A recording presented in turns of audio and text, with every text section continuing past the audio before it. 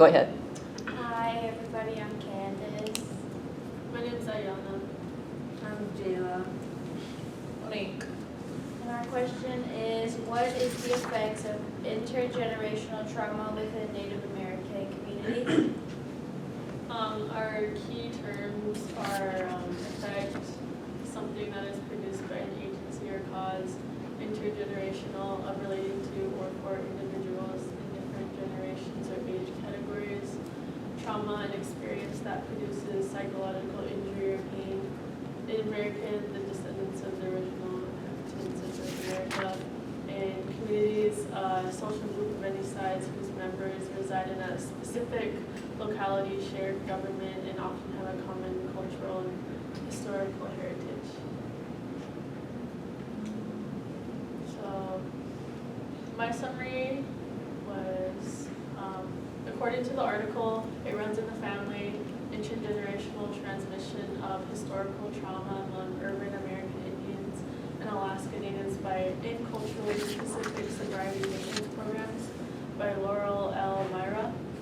The intergenerational transmission of historical trauma is linked to the ongoing use of substance abuse within generations, as well as ongoing racism to Native Americans in society and the stressors of daily life struggles, such as poor health and poverty. The article expresses the study conducted on 13 urban Native American and Alaskan Americans who were residing in culturally specific sobriety maintenance programs in Minneapolis. The participants were also selected because they had identified the intergenerational transmission of historical trauma.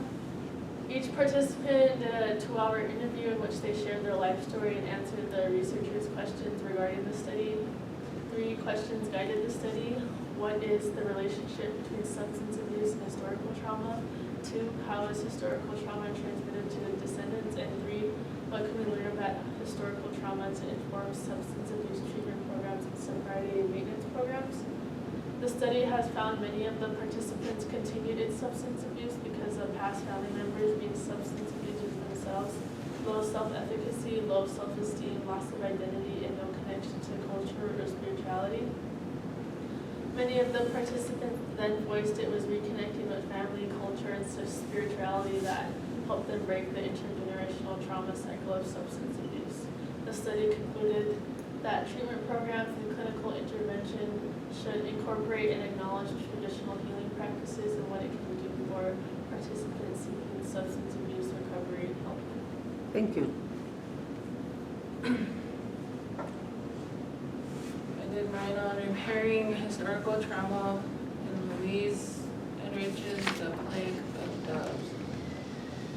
In the article, it states that Enrich illustrates her character's responses to recreated traumatic contexts and violent abuses of power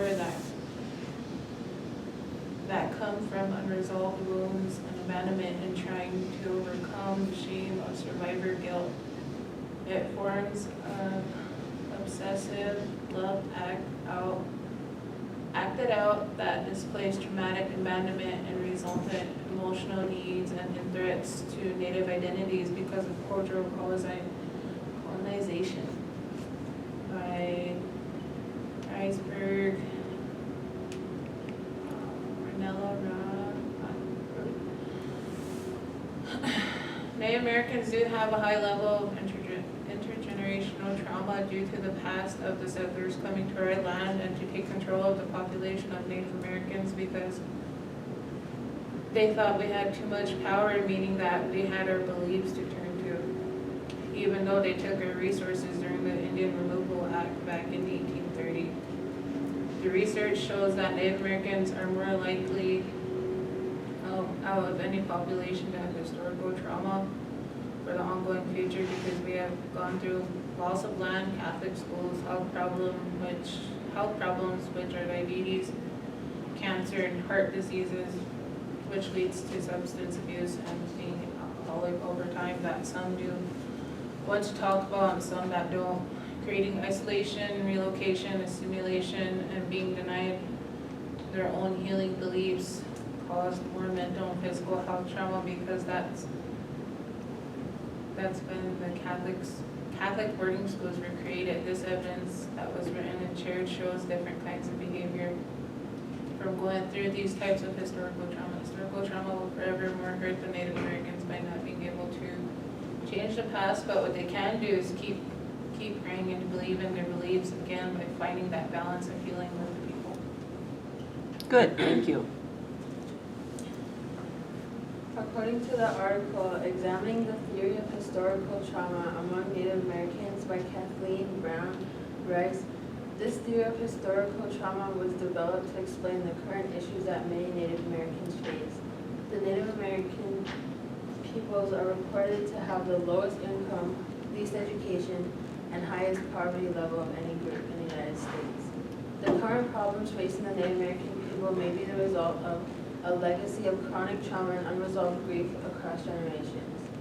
These difficulties are a direct result of the historical losses this population has suffered.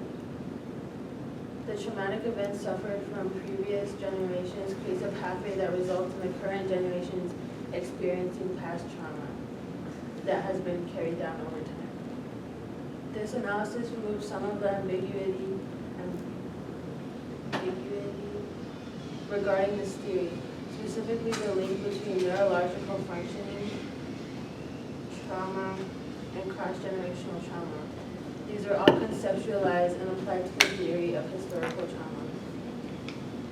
This examination provides understanding on how traumas that occurred within the Native American population generations ago continue to impact these people today. More research is needed regarding this concept, as Native Americans are underrepresented in mental health research. Going forward, research should be conducted in a culturally sensitive and ethical manner, utilizing a collaborative approach. This article concludes by stating that the theory of historical trauma provides professional counselors a framework to understanding the current issues that are invading the Native American people and their culture. The concept of historical trauma is collective and multi-layered. Therefore, professional counselors should provide factual-based practices and apply tribal-specific strategies, community support, and approaches that validate grief and loss associated with historical trauma. Thank you. My article is titled Indigenous Trauma and Resilience, Pathways to Bridging the River in Social Work Education. My article was published by the University of Toronto with the creation of Masters in Social Work degree program. This article explores the long-term effects that have caused intergenerational trauma due to colonization and the force of assimilation through residential schools and other tactics used to erase indigenous culture.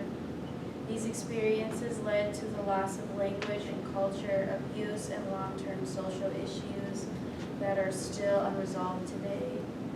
In the face of these unresolved issues, we as Indigenous people show much resilience and strength. There has been a call to action in social work for practitioners to reconcile and incorporate Indigenous practices when teaching and researching while practicing. This program is designed for students with their bachelor's in social work who work on or off the reservation in communities that have similar issues due to generational trauma. Thank you. Okay, so we heard from Candace just now, social work education. It's a Canadian program. It's studying the long-term effects of the loss of language, culture, social issues. And then we heard from Ayana with urban Native Americans, the transmission of this historical intergenerational abuse and racism. Then Jayla talked about current issues faced, the legacy, the losses, the neurological backgrounds. And then Monique mentioned unresolved wounds, the shame, the colonization, the loss of power. Did anyone in the audience hear any solutions from these articles? Resources and being educated on it. Exactly. So education, various resources. Any other solutions? Reconnecting culturally and spiritually. Reconnecting culturally and spiritually. Seeking help Council system. There you go. Any others? So you're listening, good job.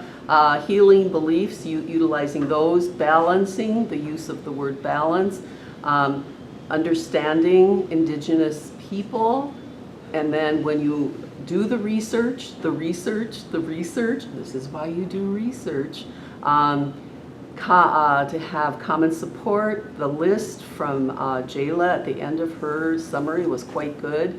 The use of the word resilience, the call to action, which you will have as a step in your persuasive speeches in here, was mentioned.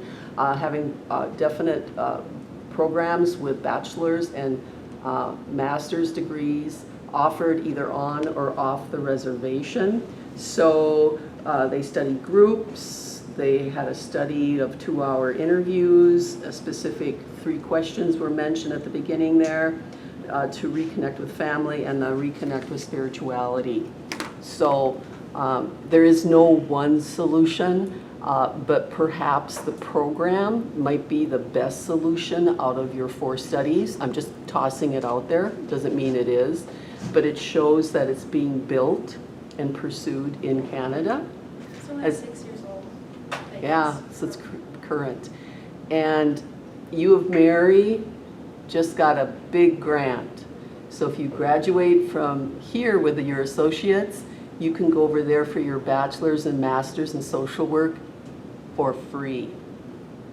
It's through Tribes and the University of Mary. We just got the email today. It'll be all paid for. So, you know, if that's your gig, if that's your major, yeah, it just came out today, so.